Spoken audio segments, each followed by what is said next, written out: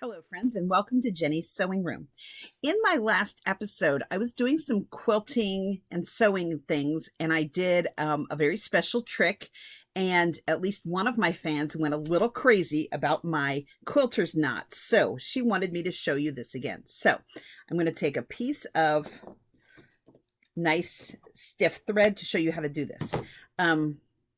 Sorry, there's my thread, and I'm going to take a needle, and this is absolute wizardry of how to tie a knot in your thread. So I'm going to thread my needle. Yeah, I'm going to thread my needle. That's easy. Maybe I should actually line up the eye with my eye. Okay. I had it threaded. Okay, for threading the needle, there's a trick where you put the thread on the palm of your hand and rub it, and I've never been able to make it work. So I just stick the thread through the eye of the needle. And what I discovered was, for a while there, I was threading by feel and not by sight, because I needed glasses. So now I have glasses and I should be able to do this. Okay, so we're going to take this thread, and I've got my needle in one hand and I have my thread in the other, and I'm going to hold the thread up against the needle with my index finger. I'm going to wrap the thread around my needle 3 times, 4 times, however. Now I'm going to switch and grip all that wrapped stuff in my other hand. I'm going to take the point of my needle, and I've got all those wraps still between my fingers. I'm going to pull that thread through, and when you get to the bottom, there's a knot. Now my knot's a little loopy, but when I pull that loop out, there is a little knot right on the bottom of my thread. Can you see that? There. So that's trick number 1, a quilter's knot. Handy, good for quilting. My second trick comes from Sandra Ross Altman of Past Patterns. I saw this in a corset pattern once, and I have done it ever since. So I'm going to try to turn my camera so you can see. I'm going to make some bias tape, and I'm going to fold it. So I've started with, this is a cut along the bias, and I have measured 1 3/4 inches. So I'm going to get my hot yellow ruler. I'm going to make it 3/4 inch, or 1 3/4 inch. That is not 1 3/4 inch. Okay, well, who cares? Not I. And then I'm going to cut on that line roughly 1 3/4 inch. Now, what I want to have in the end is I want to have a 3/4 inch wide bias tape that's folded under. So I'm going to take my ironing board cover, and I'm going to put a pin through my ironing board cover and pop it back out. Then I'm going to measure 3/4 inch on my ironing board cover with my needle, or with my pin there.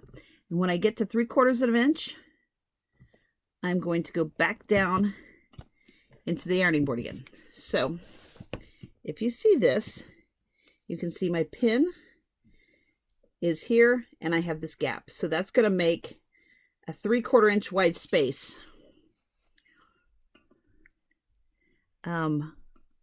underneath this pin. So I now have my iron. It's heating up right here. Yay for iron. I have my bias tape, or my strip cut. It's on the bias. It's got a little bit of stretch. So I'm going to take my 2 edges, and I'm going to tuck them down, and I'm going to shove this under my pin. And I'm going to tell both sides to fold over. I'm just going to kind of suggest the way I want them to fold. And I'm going to pull this under my pin. And what do you see that happened? This pin has forced this into a tape with folded over edges. And now I can press it as it comes out from under and not block it with my hand.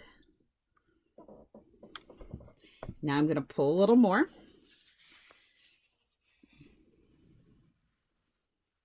And I'm always holding the back side so it's at least somewhat in the direction I would like it to be folded when I'm done.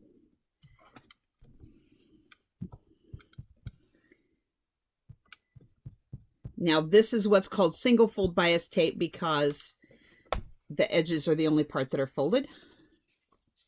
I'm going to scoot it back a little bit so you can see my hand.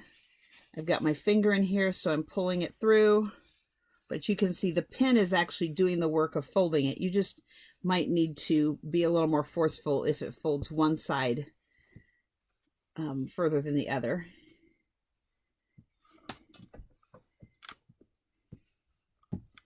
Because it can get a little uneven. It doesn't really matter if the sides are exactly even underneath, because you're not going to see this when you sew this onto something. You can even, if it's behaving itself very nicely, you can probably fold and press at the same time, but mine is tending to try to get sloppy. And you want to remind it to stay where you like it before you press it.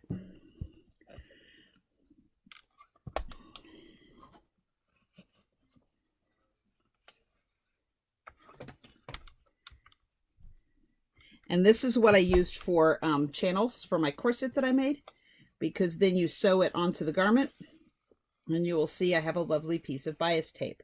Now, if I wanted it double fold, I could just take this, now that it's finished, and fold it in half.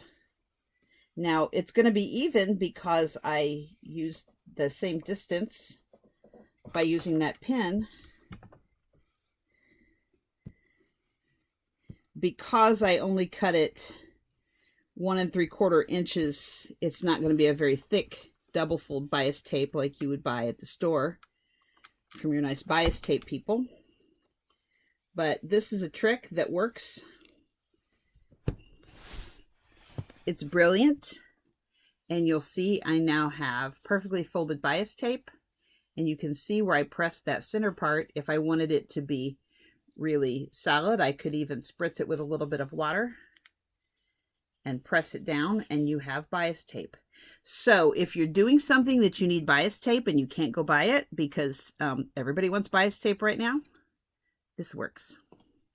So those are 2 helpful tips from Jenny's Sewing Room, and I hope you have a nice evening.